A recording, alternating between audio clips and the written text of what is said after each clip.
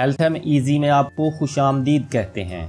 دوستو، Health M easy ایک ایسا منفرد یوٹیوب چینل ہے جس پر ہیلتھ اور لائف سٹائل کی تمام ویڈیوز جدید تحقیق کی روشنی میں تیار کی جاتی ہیں۔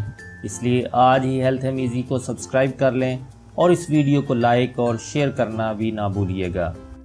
دوستو، کیا آپ جانتے ہیں کہ آپ کا دماغ دن کے کس حصے میں تخلیقی کام اور بہترین کارکردگی کا مظاہرہ کر سکتا ہے؟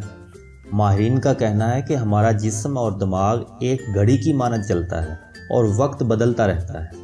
ان کے مطابق ہمارا دماغ مختلف اوقات میں مختلف کیفیات کا حامل ہوتا ہے اور اس دوران وہ مختلف کام سر انجام دینے کی صلاحیت رکھتا ہے۔ اسی لیے ہماری کارکردگی کے معیار میں بھی فرق آتا رہتا ہے۔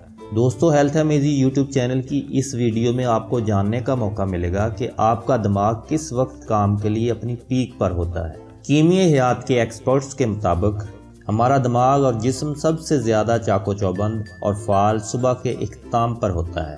دوستو، جب ہم صبح اٹھتے ہیں تو اس وقت سے لے کر اگلے چند گھنٹوں تک ہمارا دماغ نیند کے زیر اثر ہوتا ہے۔ اس دوران ہمارے جسم کا درجہ حرارت بھی کم ہوتا ہے اور ہمیں انودگی محسوس ہوتی رہتی ہے، اور آخرکار دن کے وسط سے ذرا قبل جسم کا درجہ حرارت بڑھنا شروع ہو جاتا ہے۔ یہ عمل دوپہر کے کھانے تک جاری رہتا ہے۔ دوپہر کا کھانا کھانے کے بعد ہمارے خون میں شوگر کی مقدار میں کمی اور انسولین کی مقدار میں اضافہ ہو جاتا ہے۔ یہ وہ عمل ہے جو ہمیں تھکن اور انودگی کا احساس دلاتا ہے اور ہم کچھ دیر آرام کی ضرورت محسوس کرتے ہیں۔ بعد میں شام کے وقت ہمارا دماغ نئے سرے سے چاق و چوبند ہو جاتا ہے۔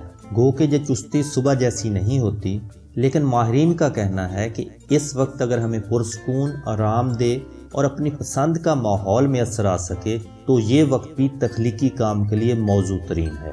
شام کے وقت کسی پرفضا مقام، ساحل سمندر یا پارک میں وقت گزارنا، ٹھنڈی ہواؤں سے لطف اندوز ہونا اور سبزے سے آنکھوں کو معطر کرنا تخلیقی صلاحیتوں کو بڑھاوا دیتا ہے۔ دوستو، اللہ پاک سے دعا ہے کہ وہ آپ کو تمام خطرناک امراض سے محفوظ فرمائے، آمین۔